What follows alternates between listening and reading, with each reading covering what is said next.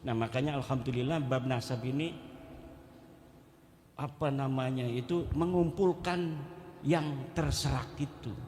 Sejarah-sejarah kesatuan kesejarahan Nusantara ini hari ini kembali menjadi perhatian semua bangsa. Dan kebetulan saya yang pertama kali tertarik untuk itu, dan secara kesejarahan saya memiliki hubungan dengan berbagai macam leluhur-leluhur Nusantara ini. Jadi dulu itu di Banten itu ada ini ya. Jadi ada Sumedang, Banten, saingan. Tapi ada orang yang turunan Sumedang dan turunan Banten. Ini yang menjadi pengadem-ngadem, yem-yem. Dan itulah leluhur saya. Jadi yang bisa bikin adem ini. Kemudian dengan Mataram. Dengan Mataram saingan juga walaupun saudara, sama-sama keturunan Pemanahan, Ki Ageng Pemanahan. Tapi kemudian beberapa generasi Banten dan Mataram bersaing. Siapa yang bisa untuk merekatkan, mengadem-ngadem? Iya, namanya Raden Arya Wangsakara. Kenapa? Karena dia dekat keturunannya juga dengan raja-raja di Mataram. Jadi ini kebangkitan Nusantara hari ini itu tidak kebetulan, tapi memang sudah waktunya Baklawi ini ketahuan oleh Kiai Isom bahwa dia bukan cucu Nabi. Oke, tanpa penelitian saya Kiai Isom ini udah yakin 100%. Beliau orang yang sangat pemberani. Beliau berani jadi saksinya Ahok juga demi kebenaran. Kata Kiai Isom, dianggap kafir saya, tinggal syahadat lagi aja. Kata Gus Dur, orang dianggap kafir gampang sekali, jangan marah, tinggal syahadat lagi aja kok repot katanya. Nah demikian nanti kita kembangkan.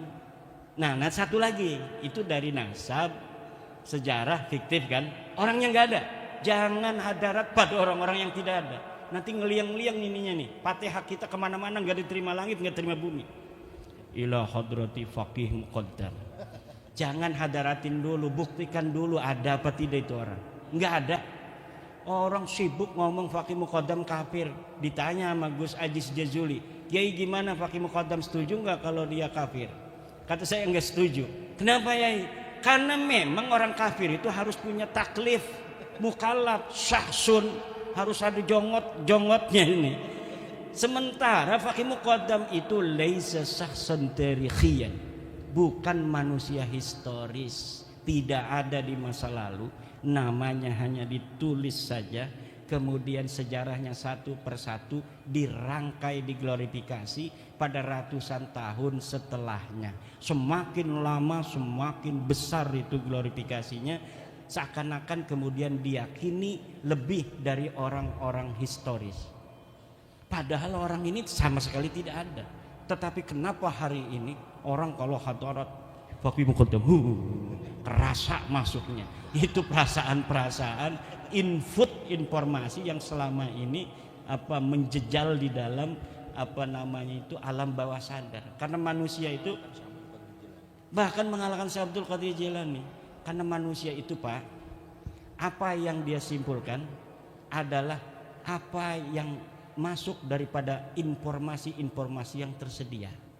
Walaupun dia kadang-kadang memahami bahwa informasi itu palsu, daripada tidak ada informasi, maka informasi itulah yang akan dia jadikan patokan untuk menjawab berbagai macam pertanyaan yang ada dalam dirinya. Untuk apa? Menenteramkan jiwa saja. Menenteramkan jiwa. Nah sekarang sudah tidak boleh lagi. Karena apa? Adzannul bayyinu khata'u itu la ibrah. La ibrata bidzannil bayyini khata'uhu. Tidak boleh dihitung, tidak masuk reken dzon yang sudah jelas salahnya. Jadi madhab ketum itu berbahaya untuk tradisi pendawiran. Ini orang yang masih mempunyai dzonnya ini sudah nyata salahnya, itu secara sosial akan melanggengkan tradisi pendawiran. Maka khusus dalam babu Ba'lawi jangan ikut madhabnya Gus Yahya. Bahaya untuk diri kita ini. Nanti kita akan bisa untuk didawir. Jadi kalau instruksi organisasi ikut, siap. Dalam kombes siap. Dalam ini politik siap. Dasar nanti dulu. Bahaya dalam pendawiran saya nanti. Nah, ada fotonya Gus Yahya di rumah. Ada kiai yang gak punya foto Gus Yahya, ada foto saya. Maka yang akan selamat dari kejelekan Baklawi yang ada foto saya. Yang ada foto Gus Yahya akan langsung ini husnudon ini. Fotonya juga ini orang husnudon. Tapi kalau ada foto saya, ini madhab Imadiyah. Wah, anti Balawi nih, nggak bisa nih ditipu orang. Bagaimana kalau ada foto Gus Yahya, ada foto saya? Ini orang bingung, stres nanti Habibnya. Aduh, bingung juga. Ada Gus Yahya, ada Kiai Imad. Ini dua-duanya ini katanya la ilaha ulai wa la ilaha ulai mudabdabina baina dzalik. Dan ini banyak ini orang mudabdabin ini. Orang mudabdabin ini banyak hari ini. La ilaha ula wa la ilaha ula. Demikian sementara nanti kita kembangkan di dalam diskusi. Terima kasih. Assalamualaikum warahmatullahi wabarakatuh.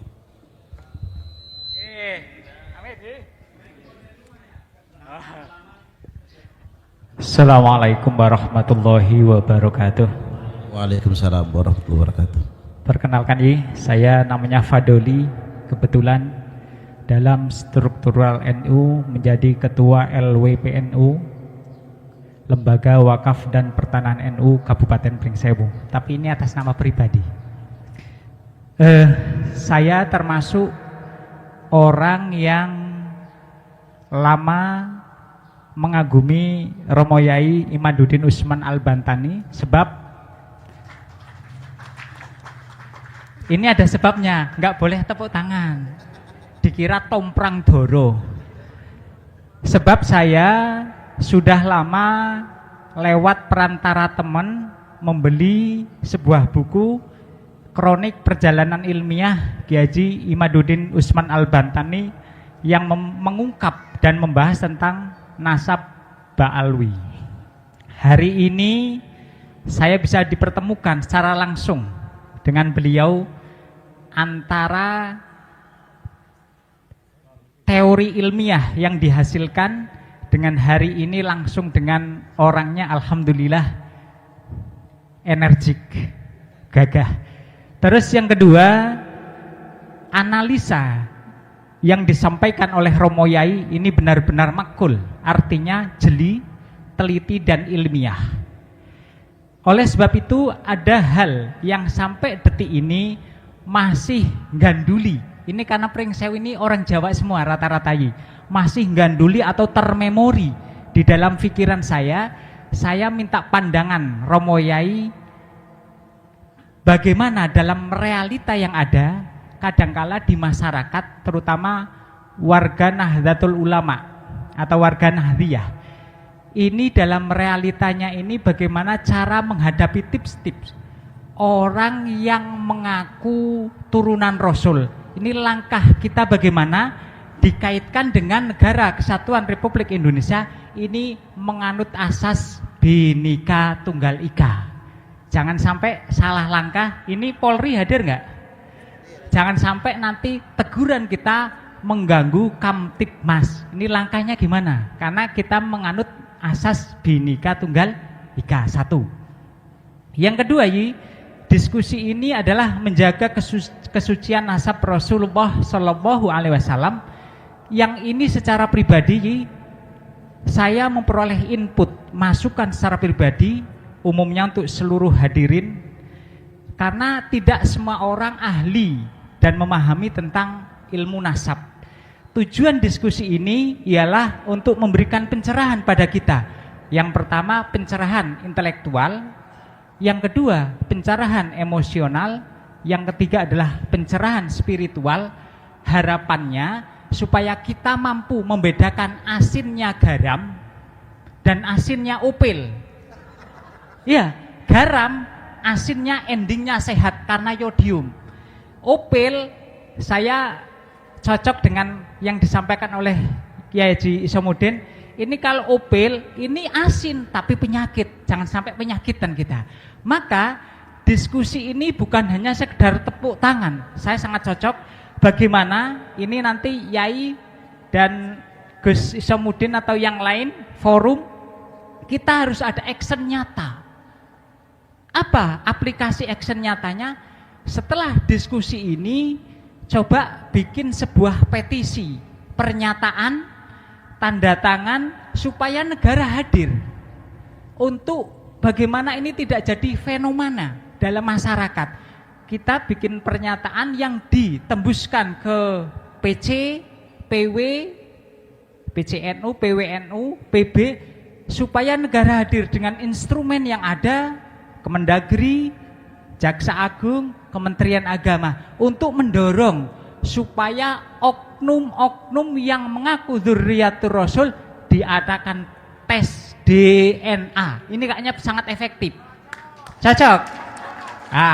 Ojo mung tepuk tangan toh, action nyata nanti.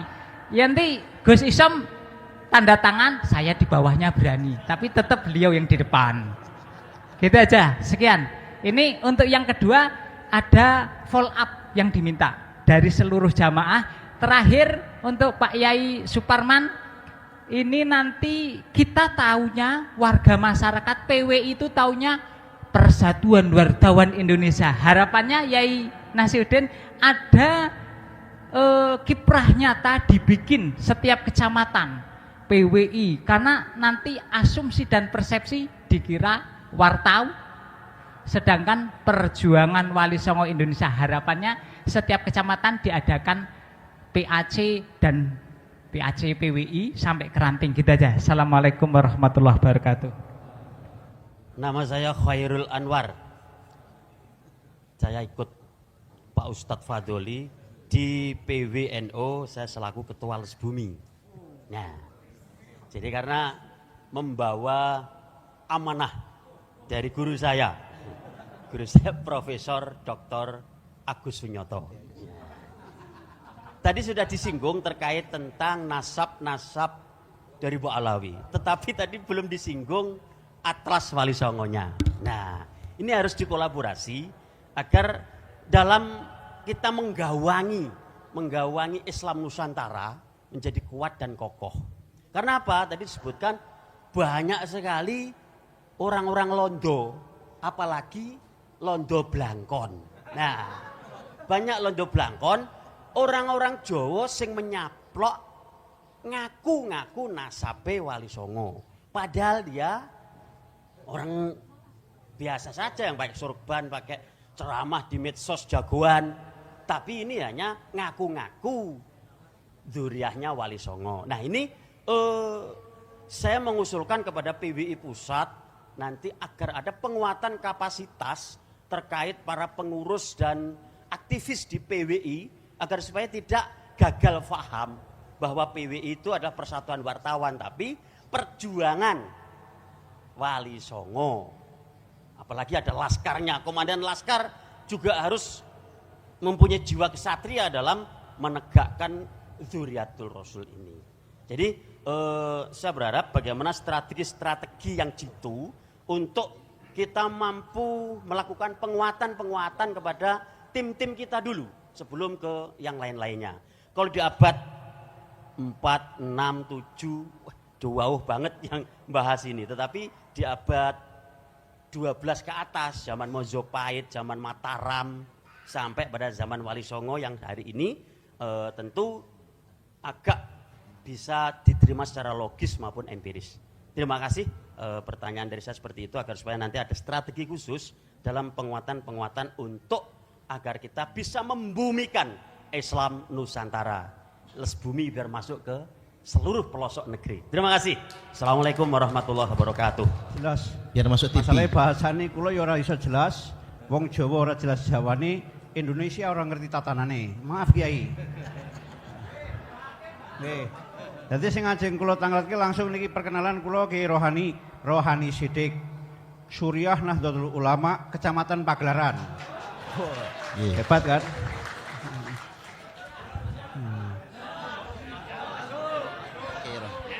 Langsung mawon Kiai. Niki masalah berkaitan kalih waktu. Niki mangke kula rampung tanglet mun diparingi jawaban kula nyuwun pamit kula wangsul. Mboten. Kula niku cara pamere kula duwe jamaah sing lakoni jamaah 40 hari. Mulai dari Ruah tanggal 20 sampai nanti tanggal 1 Idul Fitri. Tuh. Ya.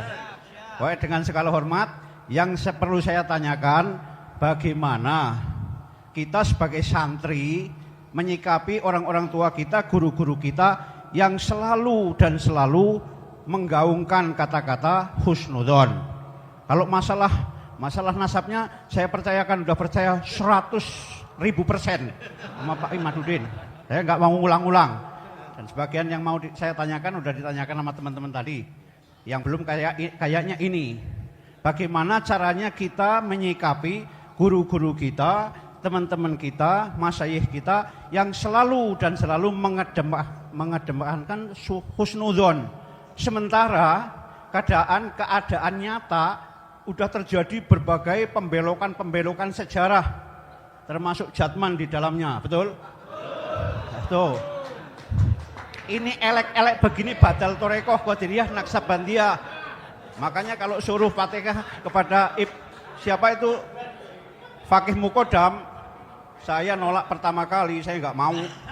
Karena itu kalau menurut saya Fakih Mukodam itu mungkin yang masuk kategori anak ajaib, betul Kiai? Saya nggak ikut-ikutan itu.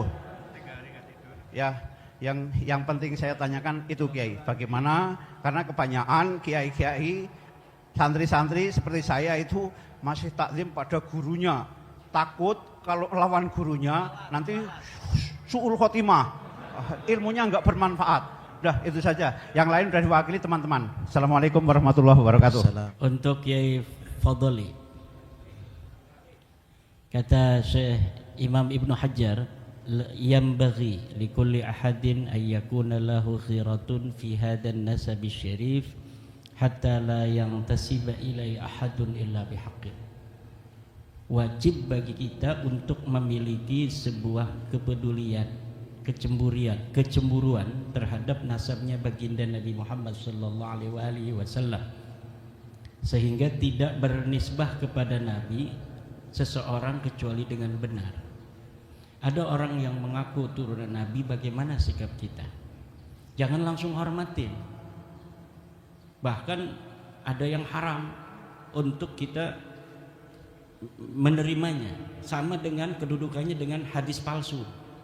Hadis itu tidak boleh seorang khotib di dalam mimbar Jumat membawa hadis palsu kecuali dengan menjelaskan kepalsuannya. Begitu pula dengan nasab palsu. Kita tidak boleh mengatakan Habib ini duriat Nabi, kata orang, tidak boleh. Tapi Habib ini duriat Nabi tapi palsu, begitu. Harus menyebutkan kepalsuannya itu. Begitu kita meneliti apa nasab-nasab yang mengaku kepada Nabi, apa hukumnya? Sama dengan meneliti orang-orang peneliti tentang hadis Nabi. Imam Bukhari, kenapa Imam Bukhari itu meneliti hadis Nabi? Karena hadis Nabi banyak yang memalsukan. Ada kepentingan madhab, ada kepentingan daerah, ada kan hadis-hadis tentang fadilah Syam. Nah, orang-orang Najd pengen juga ada hadisnya, bikin hadis palsu. Orang-orang dari daerah Maroko bikin juga, orang dari Banten, afdolun nasi fi Nusantara Banteniyun. Nah, bisa aja, tapi diverifikasi apa betul ini Nabi dulu pernah mengatakan demikian. Bagaimana caranya? Untuk meneliti hadis kita menggunakan cara verifikasi hadis. Adakah ittisalus sanad baina rawin wa rawin? Kemudian ma'qul apa tidak? Mukhalifun lil Quran apa tidak? Mukhalifun lil ijma apa tidak? Kalau mukhalifun lil qiyas fihi khilaf. Tapi mukhalifun lil Quran dari sisi matanya itu jelas hadis itu merupakan ciri-ciri wadha, ciri-ciri palsu. Begitu pula dengan orang yang mengaku turunan Nabi. Lah orang mengaku turunan Nabi, ane cucu Nabi, ane mau haul abah, ane butuh sapi 3. Udah, kiai 1 supaya barokah pondoknya banyak santrinya. Kenapa sih sehari ini kiai-kiai itu masih ada yang menganggap dirinya banyak santrinya karena barokah itu? Karena mereka mengungkapkan keberkahan itu. Jadi ketika masuk ke dalam pikirannya kiai itu, yang sering ngomongin keberkahan itu adalah para kabib-kabib yang dawir ini. Jangan-jangan memang saya berkahnya dari dia. Padahal keberkahan dia karena daripada doa gurunya, doa orang tuanya, doa masyarakatnya, doa muridnya. Itu seakan-akan dilupakan semua. Karena ibunya hanya mendoakan, tapi dia tidak pernah mengatakan ibu selalu mendoakan engkau supaya barokah. Tidak. Gurunya juga begitu. Tetapi si kabib-kabib ini selalu mendemonstrasikan seakan-akan merekalah orang yang paling berjasa bagi kita. Dan itu bukan hanya untuk level pondok pesantren, bahkan level Indonesia. Level hari proklamasi, katanya itu berkah daripada Habib Alwi Kuitang, namanya Habib Ali bin Abdurrahman Kuitang. Bahkan diusulkan 2018 sebagai calon pahlawan nasional. Kemarin sudah terbukti dari KTLF dari Belanda bahwa dia adalah antek Belanda. Dapatnya pun lebih hebat daripada Utsman bin Yahya. Kalau Utsman bin Yahya dapatnya penangnya itu cuma 1, Habib Ali bin Abdurrahman Kuitang dapatnya 2, dan ini bisa dikonfirmasi di Leiden Library yang ada di internet. Masuk bapak-bapak kiai-kiai ke perpustakaan Leiden yang ada di internet, kemudian klik digital collection, tulis Ali bin Abdurrahman Al-Habsyi Kuitang, muncul itu fotonya dengan 2 bintang penghargaan dari Ratu Belanda. Itu 2018 mereka ingin sudah bahwa dari mereka ada yang jadi pahlawan nasional. Ditolak sama Departemen Sosial, Kementerian Sosial. Seorang Balawi lagi dari Kalimantan, dia usulkan hampir aja 2021-2022 itu akan diangkat. Akhirnya turun para sejarawan, Profesor Anhar Gonggong. Ini bukan pejuang. Sultan siapa namanya itu? Sultan Hamid. Ini adalah pengkhianat bangsa Indonesia. Itu sudah mau diangkat jadi pahlawan nasional. Karena apa? Bahaya kalau orang-orang yang tidak seharusnya menjadi pahlawan kemudian dianggap pahlawan hanya karena dia diangkat sebagai pahlawan nasional. Ini adalah untuk sedikit demi sedikit mereka merampas daripada kesejarahan kita. Orang-orang yang dulu tidak pernah berjuang bahkan berada di dalam barisan Belanda kok hari ini pengen menjadi pahlawan. Pengkhianat masa lalu hari ini hanya dengan cerita palsu dan kualat modalnya kemudian akan menguasai daripada kesejarahan kita. Ini yang terjadi, Kiai Fadli. Jadi aneh cucu Nabi, mana susunan silsilahnya? Oh ini pakai muqaddam fiktif. Mana tes DNA-nya? G India itu mah gitu orang Kaukasus. Mana sejarahnya? Kitab-kitab sejarahnya? Husnudzon aja, nggak mau. Begitu, itu harus tegas kita. Kemudian untuk Kiai Les Bumi. Emang Les Bumi ini ketuanya sekarang ini Kiai Jadul Maula itu adalah ketua lembaga Banom NU yang berani ngundang saya di pondoknya di Kaliopak. Dia nggak takut-takut ngundang saya di sana di Kaliopak. Akhirnya ditegur. Kenapa ngundang Kiai Imam? Kiai, waduh saya ditegur ini. Biarin aja kata saya, masa anak buahnya Kiai Agus Sunyoto takut. Kita akan bicara tentang Kiai Agus Sunyoto. Itu beliau punya penelitian panjang tentang para orang-orang yang mengaku sebagai turun Nabi. Kenapa? Karena Wali Songo diatribusikan ke Ba'alawi oleh kaum Ba'alawi. Kemudian Profesor Agus Sunyoto ini meneliti secara manuskrip masa lalu bahwa ditemukan kapan itu dibelokkannya Wali Songo ke Ba'alawi. Itu sama dengan hasil kesimpulan saya. Itu baru di antara 1930 1969. Apa itu? Hari produktifnya Salim bin Jindan. Karena apa? Semua narasi dan proposisi bahwa Wali Songo adalah Ba'lawi, termasuk manuskrip tentang Syekh Khalil Bangkalan. Saya pernah ke Bangkalan bertemu dengan cucunya yang punya manuskrip, katanya ke Ba'alawi, Sunan Gunung Jati, Sunan Ampel, Sunan Giri, dari naskahnya Mbah Khalil Bangkalan.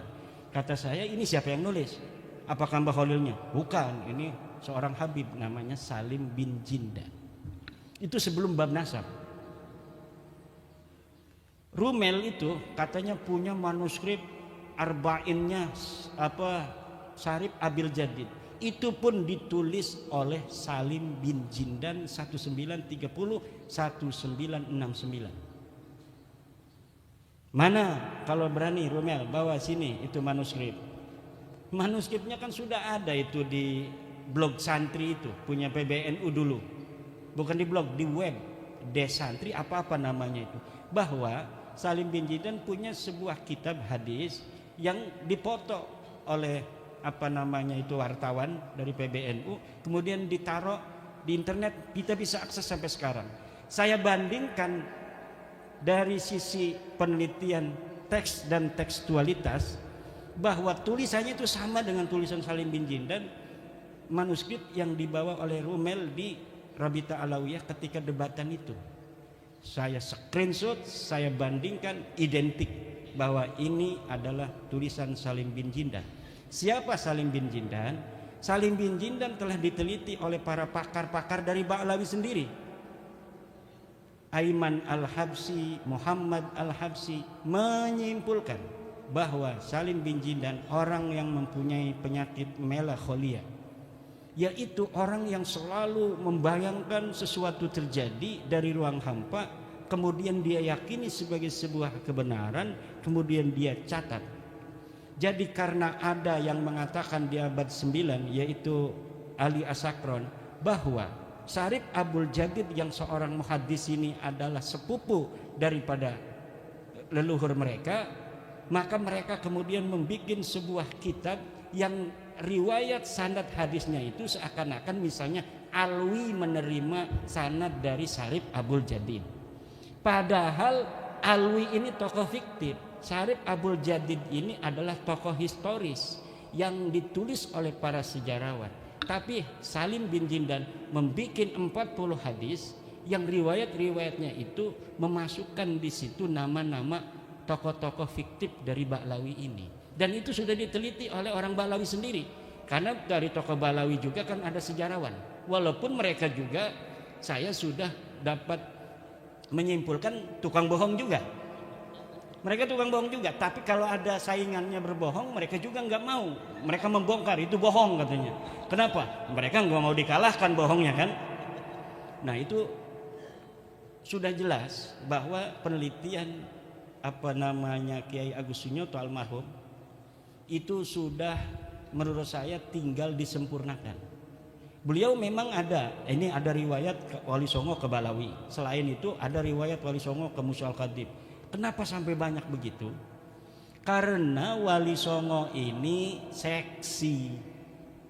Wali Songo ini seksi, banyak orang yang mau mengatribusikan dirinya pada kesejarahan Wali Songo. Untuk apa? Keunggulan klan, keunggulan daerah dan lain sebagainya. Bahkan kaitan Wali Songo dengan Aceh itu diputus 100%. Padahal Wali Songo dan Aceh itu ada kaitan. Tapi kenapa sama sekali sekarang tidak ada orang bicara Wali Songo, bicara Aceh? Nama Cempa, bahwa Sunan Ampel berasal dari Cempa, itu dibelokkan jauh ke dalam pedalaman Vietnam. Padahal telah ditemukan sebuah kesimpulan ilmiah bahwa pada abad ke-14 di Cempa itu belum ada Islam. Kenapa Sunan Ampel yang menyebarkan agama Islam di Surabaya, di Banten dulu Sunan Ampel itu. Setelah di Banten tidak laku, kemudian ke Surabaya. Kenapa tidak laku itu? Ya orang Banten punya kekhasan, jarang atau sulit, bukan jarang, menerima sebuah ajaran baru itu dari zaman dulu. Kecuali muncul dari orang sendiri. Sunan Gunung Jati kan dia dari Mekah itu datang, itu enggak langsung ke Cirebon, dia datang ke Banten dulu untuk apa? Mondok di Sunan Ampel. Ketika sampai di Banten, Sunan Ampel sudah pergi ke Surabaya. Sunan Gunung Jati langsung ke Surabaya, mondok 7 tahun di Surabaya. Kata Sunan Ampel, Syarif Hidayatullah, kalau kamu mau menyebarkan agama Islam di daerah Banten, kamu gak bakal diterima. Saya aja di sana dapat berapa orang katanya. Tapi ada syaratnya. Apa syaratnya? Kamu kawin sama orang sana. Nanti kamu jangan mengharapkan kamu akan diterima. Tapi nanti anakmu akan diterima. Karena anakmu dianggap oleh mereka sebagai bagian diri mereka sendiri. Kalau masih mantu belum.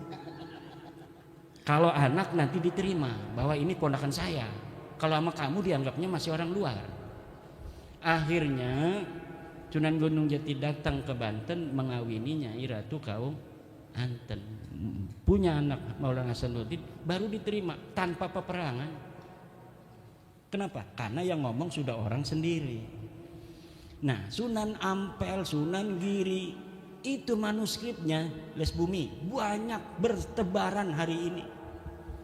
Tapi masing-masing ada yang dicurigai palsu oleh penyimpangan kolonial. Jadi manuskrip kolonial itu seakan-akan dipersiapkan oleh penjajah agar kesejarahan Wali Songo 100 tahun sebelum diciptakannya manuskrip itu hilang.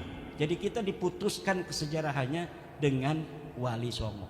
Tapi saya yakin sejarah-sejarah asli Wali Songo masih ada. Wali Songo masih ada sejarahnya. Tidak mungkin semuanya bisa dihancurkan. Tidak mungkin.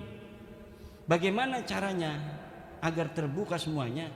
Apa yang telah diawali oleh Profesor Agus Sunyoto itu kita lanjutkan lagi. Les buminya jangan takut. Yang bicara DNA pertama kali siapa? Kiai Agus Sunyoto. Cari itu di YouTube-nya masih ada. Kalau ngaku cucu Nabi, tes DNA dulu katanya. Itu apa maksudnya? Dia udah nggak percaya dari dulu sebelum Imaduddin Usman. Cuma gagal, dia bukan orang Banten, jadi ngomongnya nggak sembarangan kayak saya. Jadi PBNU ini harus berwarna-warni. Kalau semuanya orang-orang Jawa belah sana, ya banyakan Angga Unggul. Husnudon aja. Husnudon aja.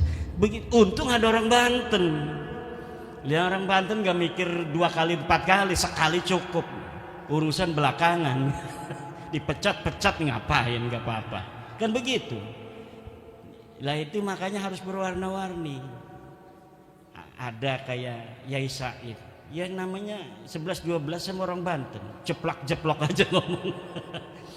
Tapi kalau orang-orang Jawa yang halus hatinya, penuh dengan pertimbangan matang, lah itu nggak bisa cepat. Ini mungkin butuh 100 tahun lagi Balawi ini. Tapi orang Banten tanpa didampingi oleh keuletan orang-orang Jawa juga susah ini. Tapi ini hanya 2 tahun lebih beres. Ini udah beres ini. Udah beres, udah. Tinggal ini mah penghiburan diri mereka saja. Ada sedikit orang nangis kayak Roma Irama bertobat. Begitu-begitu aja. Sampai ada yang keliling ke Mekah, ngutus orang ke Mekah, nemuin kiai-kiai Mekah, sayyid-sayyid Mekah yang punya murid di Indonesia agar berpesan muridnya jangan ikut sekte Ahmadiyah. Ada yang sudah ikut kan Yai Ja'far dengan penelitiannya juga. Itu sampai gurunya dari Mekah bikin voice note bahwa engkau harus menghormati para sadah. Kata Kiai Ja'far, coba dibalas tuh gurunya. Iya, saya hormati sadah, tapi Ba'alawi bukan sadah. Ngelawan dia sama gurunya juga. Kenapa itu? Karena dalam tradisi kita nanti sama Kiai Rohani ya, ini akan ada ketersambungan dengan pertanyaan Yai Rohani, bahwa kalaulah seorang murid yang berbeda dengan gurunya harus kualat, maka Imam Syafi'i orang yang pertama kualat kepada Imam Malik. Imam Ahmad bin Hambal orang yang pertama kualat kepada Imam Syafi'i. Abu Hasan Asy'ari orang yang pertama kualat kepada Ali Al-Jubai. Gurunya Mu'tazilah kok muridnya Abu Hasan Al-Asy'ari jadi ahli sunnah wal jamaah, merontohkan seluruh proposisi gurunya. Hasan Al-Basri punya murid gagah perkasa namanya Wasil bin Atta. Dia harusnya kewahalat Wasil bin Atta, tapi tidak, dia ulama besar dari golongan Mu'tazilah. Dia punya guru juga Muhammad Al-Hanafiyah, anaknya Sayyidina Ali, ini Wasil bin Atta. Jadi dari zaman dulu murid dan guru berbeda, itu gurunya harus bangga. Kata Imam Ahmad bin Hambal, ta'allam kama ta'allamna, belajarlah seperti kami belajar. La tuqallidni wa la tuqallid Malikan wa la Syafi'iyan wa la Sufyan As-Tsauri. Jangan ikuti aku, jangan ikuti Malik, jangan ikuti Imam Syafi'i, tetapi ta'allam kama ta'allamna, belajarlah seperti kami belajar sehingga kami menemukan kebenaran yang kami yakini. Kita tidak perlu menyelesaikan masalah ini hanya dengan tepuk tangan. Ini murid-muridnya Ki Hasyim Mujadi semua. Ki Hasyim Mujadi itu begitu kalau ceramah. Kemudian dari siapa? Pelamunan, Yai Khalil. Yai Khalil Pamunan. Ini beliau mondok kepada pesantren Pelamunan. Saya mondok pada Kiai Hasuri bin Thohir. Nah, ini menantu Yai Thohir Pelamunan. Jadi namanya bapak beliau Thohir, mertuanya Thohir, punya pesantren At-Thohiriyah. Iya, kan beliau itu waktu saya di sana wasiat karena udah kena stroke, Imad kalau abah wafat nanti tolong dimakamkan dekat makamnya Abah Thohir. Pengen dekat dengan mertua. Kalau nggak boleh di pagernya, kalau nggak boleh juga di luar pagar. Kalau nggak boleh juga baru di pondok ini. Akhirnya dimakamnya di pondok tanpa meminta ke sana karena anak-anaknya pengen juga dekat dengan abah. Itu dulu Yai Thohir Pelamunan mondok kepada Yai Husain Cerita, kepada Yai Tubagus Abdul Halim, mantan Bupati Serang. Tubagus Abdul Halim mondok kepada Kiai Husain Cerita pada Syekh Nawawi At-Tanara Al-Bantani. Jadi itu generasi keempat. Syekh Nawawi kepada Kiai Husain Cerita dekat dengan Caringin, kepada Kiai Abdul Halim pada Kiai Pelamunan. Kalau mau cepat langsung kepada Kiai Husain, enggak kepada Kiai Tubagus Abdul Halim. Karena Kiai Thohir Pelamunan juga selain mondok kepada Kiai Abdul Halim, mondok juga langsung karena masih hidup Kiai Husain Cerita. Begitu pula saya mondok kepada Kiai Tubagus Hasuri Thohir, mondok kepada Kiai Tubagus Hasuri, mondok kepada Kiai Thohir Pelamunan. Setelah dari Kiai Thohir Pelamunan, mondok juga kepada Kiai Abdul Halim itu karena masih hidup juga. Tetapi guru saya selalu mencatat Kiai Thohir, walaupun as-sanadul ali bisa untuk meninggalkan yang Kiai Thohir, tapi karena apa? Karena lil barakah wat tabarruk, maka walaupun as-sanadul adna yang lebih panjang itu yang diambil oleh guru saya. Untuk apa? Agar nama-nama guru kita tidak hilang. Walaupun di dalam ilmu sanad itu kan ada as-sanadun ali, ada as-sanadud dani itu. Kalau lebih sedikit itu hebat. Kalau panjang itu nggak hebat, berarti kalah sanad, kalah tua dia. Tetapi guru-guru kita itu milih yang panjang karena takut nama-nama gurunya hilang. Walaupun gurunya itu tidak sehebat dengan nama gurunya yang di atas. Itu akhlak juga. Disitulah baru al-ilmu fauqal adab. Bukan berarti adab segala-galanya mengalahkan ilmu, husnudon di atas segala-galanya mengalahkan ilmu. Tak aya anu kitu. Tak aya. Kata hadis Nabi, ihtarisu apa Kiai?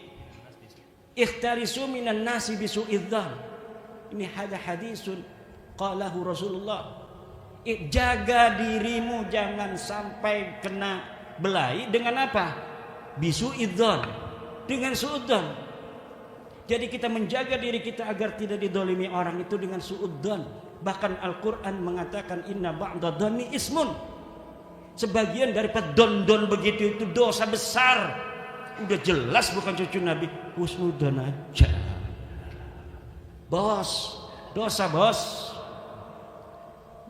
Pokoknya udah ada barokahnya. Yang lain juga banyak barokah bos. Ini kita ngaji Sapina dulu. Kita juga ngaji Fathul Qorib bos. Enggak cuma Sapina bos. Ini husnudzon. Iya, orang-orang tua kita bagaimana katanya itu masih husnudzon. Iya kita jawab tadi, berani nggak jawab sama ketum begitu? Dari MWC datang kan hari Rebo ke PBNU. Assalamualaikum ketum. Inna ba'dad dhanni ismun. Ikhtarisu minan nasi bisu'idzan. La ibrata bidzannil bayini khata'uhu. Assalamualaikum. Udah begitu. Paling besok dapat dipecat. Ini jangan-jangan ketua Les Bumi dipecat besok. Berani nggak dipecat?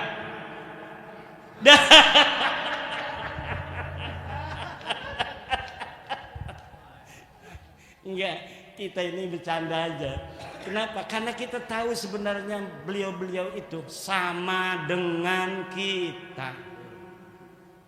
Sama dengan kita. Mereka juga sayang kepada masyarakat Nahdlatul Ulama. Tetapi ada pikiran-pikiran orang tua kita yang pikirannya lebih bijaksana daripada kita. Understand? Tadi tuh Kiai Fadoli itu terkaitnya. Jadi ada sesuatu yang besar yang masih dipikirkan. Kalau yakinnya udah yakin mereka itu seyakin-yakinnya Balawi bukan cucu Nabi. Ngomong husnudzon itu berarti enggak percaya. Mangqala bi husnudzoni huwa fi yaqinin annahum laisu min dzurriyyatin nabi. Orang yang ngomong kalau ditanya husnudzon aja, itu berarti nggak percaya. Understand? Jangan yes. Ini udah dicet itu ketua Les Bumi itu. Nah, bagaimana sanad thariqat Sadiliyah? Masih diterusin nggak? Batal apa? Batal gitu. Udah. Gimana bayat baru? Udah nyari bayat baru tuh. Mbah Halwani, Abuya Dimyati, na'rifu solahahum, na'rifu quwwata yaqinihim. Daripada kita berthariqah silsilahnya ada orang fiktif nanti, bahaya juga ngapain? Ada fiktifnya. Iya kan saya juga thariqahnya dari Banyumas juga ada. Saya thariqah Khalidiyah Naksabandiyah. Dari Mbah Malik, bapaknya Mbah Malik? Mbah Ilyas. Lah Mbah Malik itu thariqahnya Qadiriyah Naksabandiyah. Bagaimana dia katanya mengambil dari Mbah Malik tetapi dapatnya Sadiliyah? Aneh bin ajaib. Tanya tuh sama keluarganya yang ada di sana. Alhamdulillah, saya juga ikut di Qadiriyah Naksabandiyah. Masya Allah. Berarti mayuh ceritanya itu. Ya udah, yang satu itu batalin aja udah. Ya, ngapain? Cuma harus istighfar dulu. Astagfirullahaladzim. Astagfirullahaladzim. Astagfirullahaladzim min kulli dzambin adimin wa tarikat palsu. Sesudah istighfar begitu baru Jangan diingat-ingat lagi yang lalu biar berlalu. Faqad madha ma madha. Juga dalam hati kita nggak perlu ada kebencian. Nggak perlu, yang penting mereka mengakui bi annaka lasta min dzurriyyatin nabi. Cukup itu. Karena dengan itu aman semua, sentosa masa depan anak-anak kita. Nggak bakal kayak kita lagi nasibnya dibodoh-bodohin terus begini. Saya itu membayangkan kalau misalnya kita ini tidak teguh hari ini, maka 100-200 tahun lagi anak cucu kita seperti kita dan kakek-kakek kita lagi. Jadi korban. Bahaya. Gak mau saya anak-anak cucu saya nanti dijadiin kayak kita, kayak orang tua kita kemarin-kemarin. Dihina-dina. Ada beberapa YouTube itu orang yang ngaku turun Wali Songo, ya karena namanya keturunan Wali Songo, keturunan Nabi, dia pakai Habib, dipukulin, orang aja dipukulin. Ente ini katanya kata Imam Malik, siapa orang yang mengaku turunan Nabi, maka yudrabu wa yushhur wa yusharu hatta yatuba. Dia harus dipukul dan dipiralkan sampai dia bertobat. Karena dia mengaku-ngaku turunan Nabi, bukan turunan Nabi. Kata dia tuh sama kiai itu. Kiainya nggak berani ngelawan. Ini sama cucu Nabi juga. Tapi sekarang sudah tahu dia bukan cucu Nabi. Kalau mau jangankan ngegaplok begitu, nyelentik aja mungkin udah mati tuh orang. Kalau sekarang itu, nggak bakal itu. Karena apa? Orang-orang kita sudah punya energi kekuatan. Nggak bisa lagi itu disembarangin, dihina-dina, nggak bisa. Dulu siapa sih lidahnya yang paling tajam menghina-hina kiai-kiai NU? Mereka. Iya banyak. Rizik Syihab menghina Kiai Abdurrahman Wahid radhiyallahu anhu. Buta mata, buta hati. Setiap apa saja keputusan PBNU selalu dikomentari, selalu di framing negatif untuk menjauhkan Islam dari PBNU. Kiai Isomuddin ini salah satu korban yang dianggap mereka sudah murtad. Yai Said Agil Siraj beberapa tempat mau ceramah ditolak oleh mereka. Gus Nuril lagi ceramah diturunin masa lalu itu oleh mereka. Bahkan ada Kabib di Bogor itu berpesan pada jamaahnya, jangan masukkan anak-anak, ibu-ibu dan bapak-bapak ke Ansor Banser. Jangan. Islam Nusantara, ANUS, aliran Nusantara. Itu mereka dulu. Sekarang nggak diundang aja. Kemarin datang ke PBNU itu. Kemarin LDNU bikin acara ngundang Roma Irama. Itu Habib itu ada yang datang sengaja, nggak diundang juga. Untuk apa? Supaya nempel bernaung di gedung PBNU. Framing, kebetulan ada Mukibin di PBNU-nya. Ini yang selalu ngasih informasi. Ada acara, ada Roma Irama, nanti supaya kelihatan duduk bareng. Ini ada Kiai Anu, nanti supaya kelihatan duduk bareng. Ini ketum mau datang, Habib suruh duduk supaya kelihatan bareng sama ketum yang husnudon itu. Nah ini dikerjain. Jadi ada intel dia itu di PBNU itu. Akhirnya kelihatannya seperti itu. Padahal apa yang nampak bukan apa yang sebenarnya terjadi. Apa yang nampak bukan apa yang sebenarnya terjadi. Kita harus yakin bahwa orang-orang tua kita di PBNU pun sayang pada kita, tidak mau kita warga NU ini dijadikan bancakan oleh orang-orang yang mengaku cucu Nabi palsu itu. Sama, cuma caranya beda. Selagi orang tua kita pura-pura nggak ngerti di depan publik, kitanya juga pura-pura nggak ngerti juga. Kayak begini ngomongnya. Jadi semuanya apa menapaki perannya masing demi apa? Kemaslahatan kita bersama. Juga demi kemaslahatan NKRI. Tadi ada yang bertanya, Kiai Fadoli, ini kita harus jaga NKRI. Siapa orang yang lebih cinta pada NKRI daripada orang NU? Nggak ada.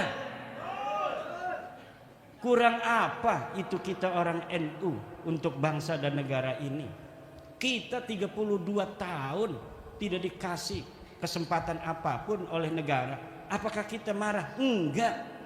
Bahkan kita yang 1984 mengatakan menerima ajas tunggal Pancasila. Padahal ketika itu kita tidak diberi ruang apa-apa. Seluruh orang-orang kaya di PBNU yang punya pabrik itu ditutup pabriknya, tidak punya akses 32 tahun di masa Soeharto. Tapi kita tidak pernah marah kepada negara dan bangsa yang kita cintai ini.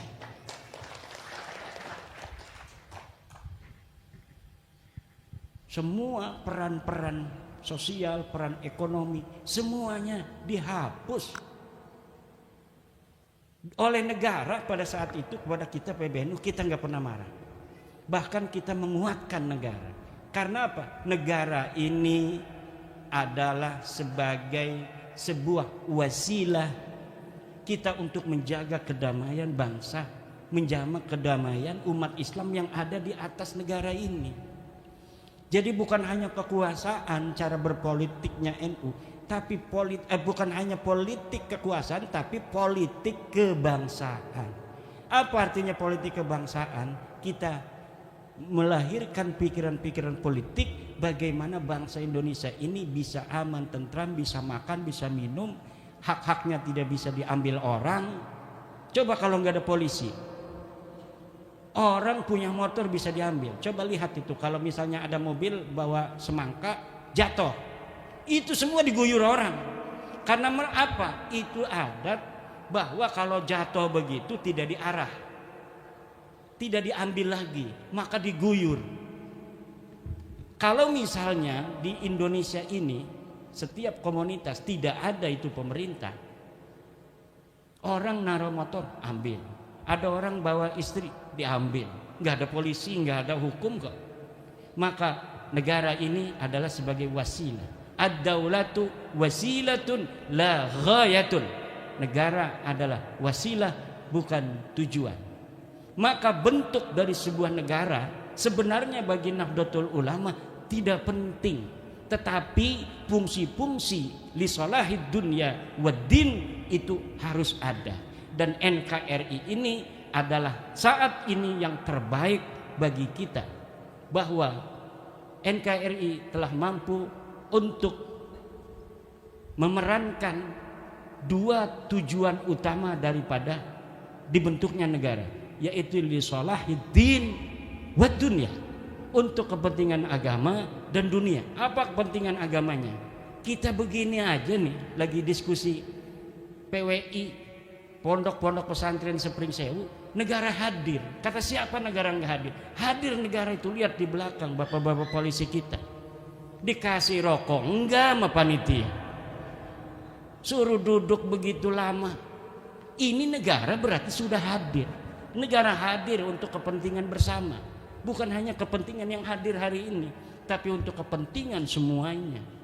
Cara berpikir kita harus cara berpikir the founding father bangsa kita dan the founding father daripada Nahdlatul Ulama.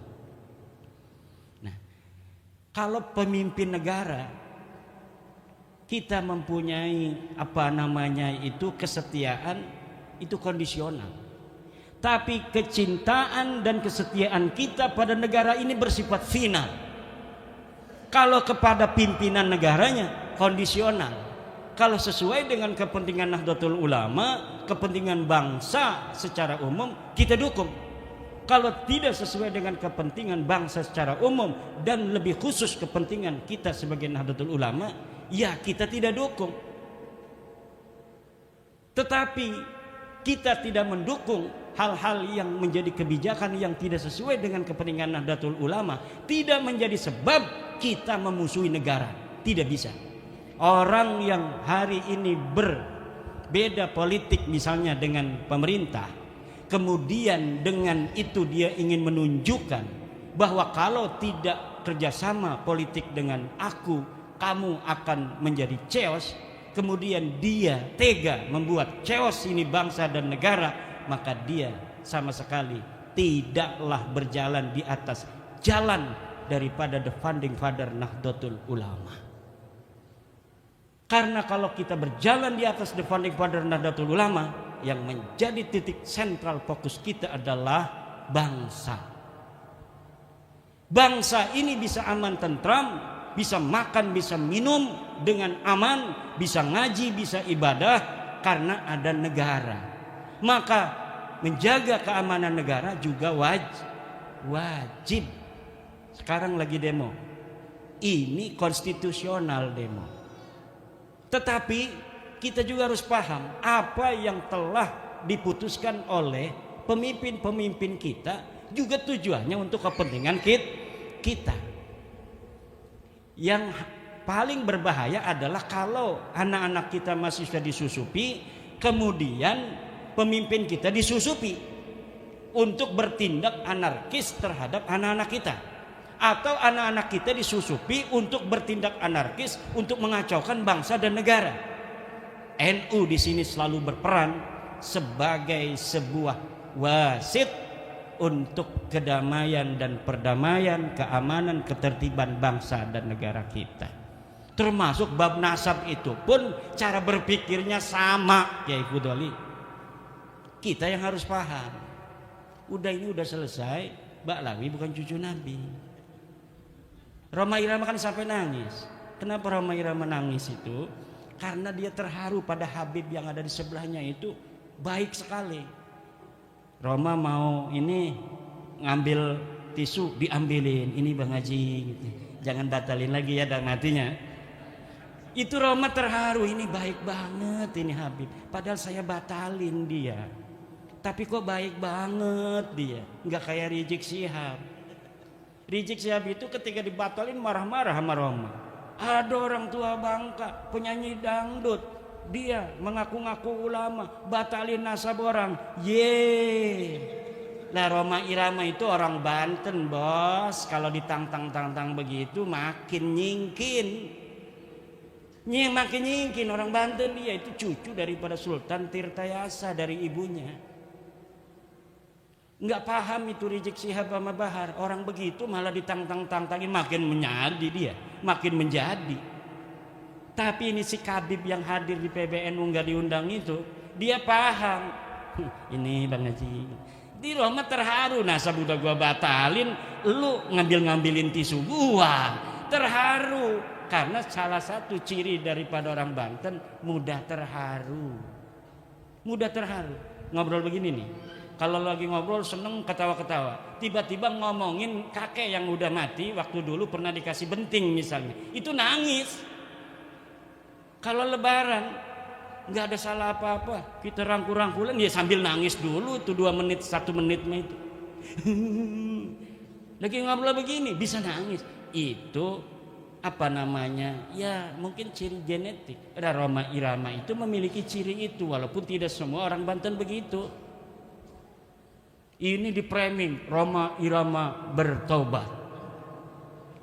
Tidak lagi membatalkan nasab Balawi. Enggak begitu bos. Bang Haji Roma Irama sudah ngomong dari awal bahwa saya batalin nasab ente, tapi bukan berarti kita bukan sahabat lagi, Bib.